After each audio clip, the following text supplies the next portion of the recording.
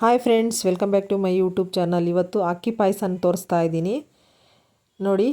ಹೇಗೆ ಮಾಡೋದು ಅಂತ, ಏನೇನು ಇಂಗ್ರೀಡಿಯೆಂಟ್ಸ್ ಬೇಕು ಅಂತ ಮೊದಲು ಹೇಳ್ತೀನಿ ನೋಡಿ. 2 ಟೀ ಸ್ಪೂನು ಕಡಲೆ ಬೀಜ ತೊಗೊಂಡಿದ್ದೀನಿ, ಸೋಂಪು 1 ಟೀ ಸ್ಪೂನ್ ತೊಗೊಂಡಿದ್ದೀನಿ, 1 ಗ್ಲಾಸ್ ಅಕ್ಕಿ ತೊಗೊಂಡಿದ್ದೀನಿ, ಹಂಸ ಅಕ್ಕಿ ತೊಗೊಂಡಿದ್ದೀನಿ, ಇಲ್ಲಿ 5-6 ಏಲಕ್ಕಿ ಮತ್ತು ಕಾಯಿ ತುರಿ, ಬೆಲ್ಲ ತೊಗೊಂಡಿದ್ದೀನಿ.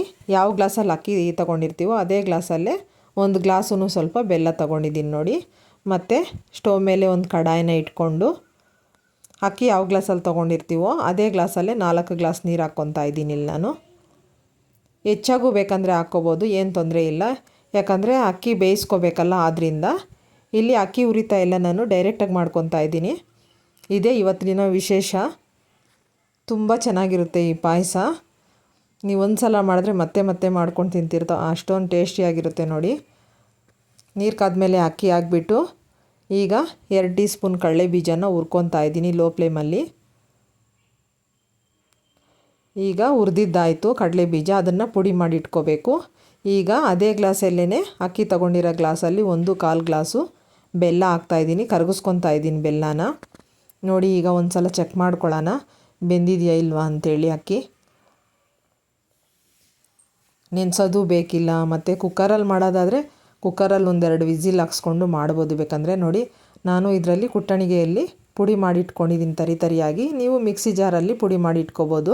ನಾನು ಎಲ್ಲನೂ ಕುಟ್ಟಣಿಗೆಯಲ್ಲೇ ಕುಟ್ಟಿದ್ದೀನಿ ನೋಡಿ. ಏಲಕ್ಕಿ ಮತ್ತು ಕಡಲೆ ಬೀಜನ ಎಲ್ಲ ಪುಡಿ ಮಾಡಿ ಇಟ್ಕೊಂಡಿದ್ದೀನಿ. ಈಗ ಬೆಂದಿದೆ ಅಕ್ಕಿ, ನೋಡ್ತಾ ಇರ್ಬೋದು ನೀವು. ಈಗ ಬೆಲ್ಲದ ನೀರನ್ನ, ಕರೆಸ್ಕೊಂಡಿರೋ ಬೆಲ್ಲದ ನೀರನ್ನ ಸೇರಿಸ್ಕೊತಾ ಇದ್ದೀನಿ ನೋಡಿ.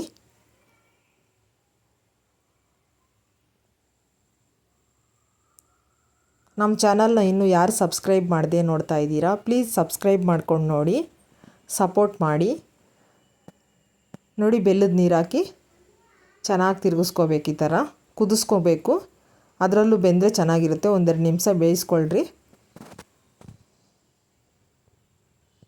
ಮಕ್ಕಳು ಈ ಥರ ಮಾಡಿಕೊಟ್ರೆ ತುಂಬ ಇಷ್ಟಪಟ್ಟು ತಿಂತಾರೆ ನೋಡಿ. ಈಗ ಎಲ್ಲ ಬೆಂದಿದೆ. ಬೆಂದಾದಮೇಲೆ ಕಡಲೆ ಬೀಜದ ಪುಡಿ ಹಾಕ್ಕೊತಾ ಇದ್ದೀನಿ. ತರಿಯಾಗಿ ರುಬ್ಬಿರ್ತೀವಲ್ಲ, ತಿನ್ನೋವಾಗ ಬಾಯಿಗೆ ಸಿಗ್ತಾಯಿದ್ರೆ ತುಂಬ ರುಚಿಯಾಗಿರುತ್ತೆ. ಮತ್ತು ಕಾಯಿ ತುರಿ ಚಿಕ್ಕ ಕಪ್ಪಲ್ಲಿ 1 ಕಪ್ ಹಾಕ್ಕೊತಾ ಇದ್ದೀನಿ. ಕಾಯಿ ತುರಿನ, ಹಸಿ ಕಾಯಿ ತುರಿನ ಹಾಕ್ಕೊಂಡು ಚೆನ್ನಾಗಿ ಮಿಕ್ಸ್ ಮಾಡ್ಕೊಳ್ಳಿ. ಮಿಕ್ಸ್ ಮಾಡಿ 1-2 ನಿಮಿಷ ಬೇಯಿಸ್ಕೋಬೇಕು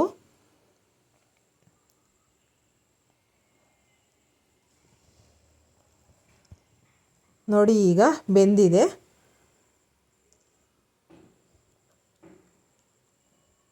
ನೀವು ಡ್ರೈ ಫ್ರೂಟ್ಸ್ ಯಾವ್ದು ಬೇಕಂದ್ರೂ ಹಾಕ್ಕೋಬೋದು. ಇದು 3 ನಿಮಿಷದಲ್ಲೇ ಮಾಡ್ಕೋಬೋದು, ಅಷ್ಟು ಈಸಿ ಇದೆ ಈ ಪಾಯಸ. ದೇವ್ರ ನೈವೇದ್ಯಕ್ಕೆ ಮತ್ತು ಯಾರಾದರೂ ನೆಂಟರು ಬಂದಾಗ ಬೇಗ ಮಾಡ್ಕೋಬೋದು ಇದನ್ನು ನೋಡಿ. ಈಗ ಸ್ಟವ್ ಆಫ್ ಮಾಡಿಕೊಂಡು ಸೋಂಪನ್ನ ಕುಟ್ಟಿ ಪುಡಿ ಮಾಡಿ ಇಟ್ಕೊಂಡಿದ್ನಲ್ಲ, ಅದನ್ನು ಏಲಕ್ಕಿ ಪುಡಿನ ಸೇರಿಸ್ಕೊತಾ ಇದ್ದೀನಿ. ಅದು ಕೂಡ ಕಲಸಿ ಈಗ ಇಳಿಸ್ತಾ ಇದ್ದೀನಿ ನೋಡಿ. ಈಗ ರೆಡಿಯಾಗಿದೆ ಪಾಯಸ, ಅಕ್ಕಿ ಪಾಯಸ ಸಿಹಿಯಾಗಿ ರೆಡಿಯಾಗಿದೆ, ನೋಡ್ತಾ ಇರ್ಬೋದು ನೀವು. ನೀವು ಕೂಡ ಟ್ರೈ ಮಾಡಿ ಹೇಗೆ ಬಂತು ಅಂತ ಕಮೆಂಟಲ್ಲಿ ತಿಳಿಸ್ರಿ. ನಮ್ಮ ರೆಸಿಪಿಗಳು ಇಷ್ಟ ಆದರೆ ಲೈಕ್ ಮಾಡಿ, ಶೇರ್ ಮಾಡಿ, ಸಬ್ಸ್ಕ್ರೈಬ್ ಮಾಡ್ಕೊಂಡು ನೋಡಿ.